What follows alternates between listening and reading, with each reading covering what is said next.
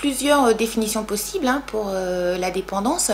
En général, on dit qu'une personne est dépendante si elle n'est pas capable de réaliser toute seule les activités courantes de la vie quotidienne, c'est-à-dire se laver, se nourrir, se déplacer dans son logement ou hors de son logement, et puis se repérer, on va dire, dans le temps et dans l'espace.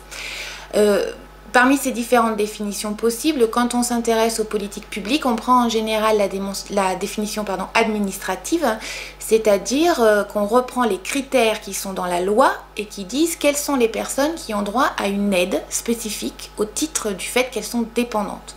On prend donc en général les activités courantes qui sont dans la grille légale qui s'appelle Agir, et on ajoute un critère d'âge parce qu'en France on a deux schémas de politique publique différents pour les personnes qui ont des difficultés dans la vie quotidienne selon leur âge. La dépendance, c'est uniquement pour les personnes qui ont plus de 60 ans. Pour celles qui ont moins de 60 ans, on parlera de handicap ou de personnes en situation de handicap.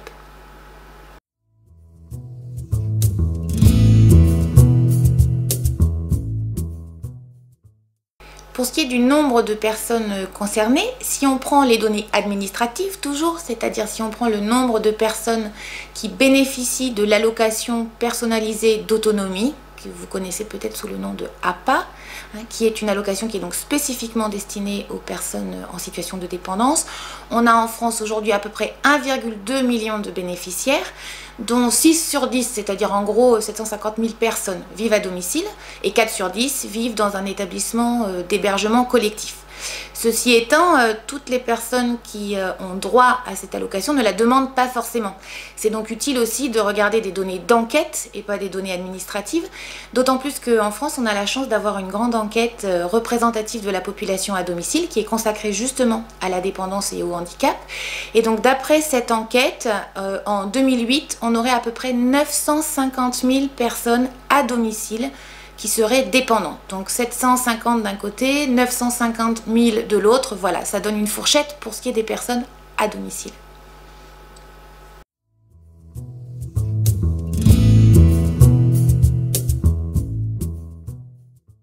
Pour ce qui est donc du financement de l'aide aux personnes âgées dépendantes, on dispose de données synthétiques récentes puisqu'il y a un rapport dirigé par M. Fragonard hein, dans le cadre des 4 groupes de réflexion qui a été mis en place par Roselyne Bachelot hein, en 2011. Donc dans ce rapport, le surcoût lié à la dépendance est évalué à 31 milliards d'euros, dont 24 seraient financés sur dépenses publiques.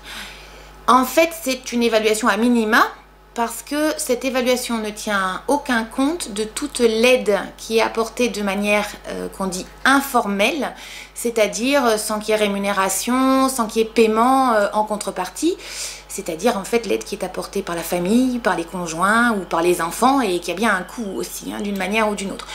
Depuis une vingtaine d'années, les chercheurs dans à peu près tous les pays développés se sont beaucoup intéressés à cette question, ont essayé de repérer cette aide informelle, de la mesurer, de la valoriser. Et donc si on essaye d'en tenir compte, hein, dans le cas français, ça ferait monter l'évaluation du coût de la dépendance aux alentours de 40 milliards d'euros. Alors 40 milliards d'euros, c'est un peu abstrait. Pour donner un ordre de grandeur, c'est à peu près 2% du PIB. Ou autre ordre de grandeur, c'est à peu près 6 fois moins que les dépenses de santé, sachant que heureusement ça concerne quand même beaucoup moins de monde hein, que les dépenses de santé.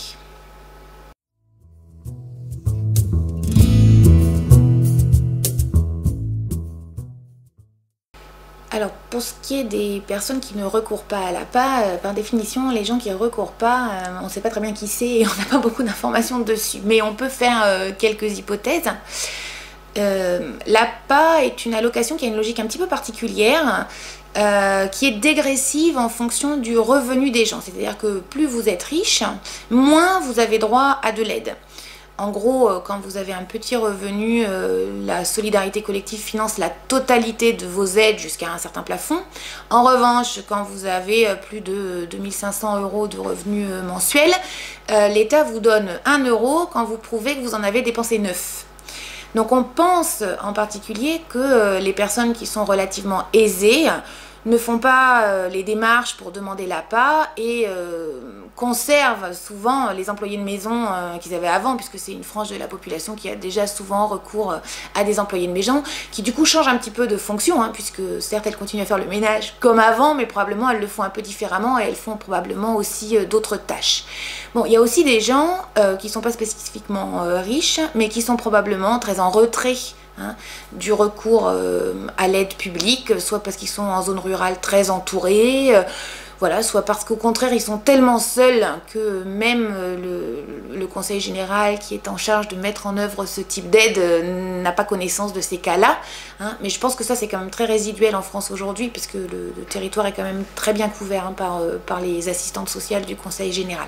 Voilà, donc en gros 2 grandes catégories à mon avis, des gens qui sont assez aisés pour se passer de l'aide collective, on va dire, et puis des gens qui préfèrent gérer ça de manière privée, en famille, sans demander de l'aide.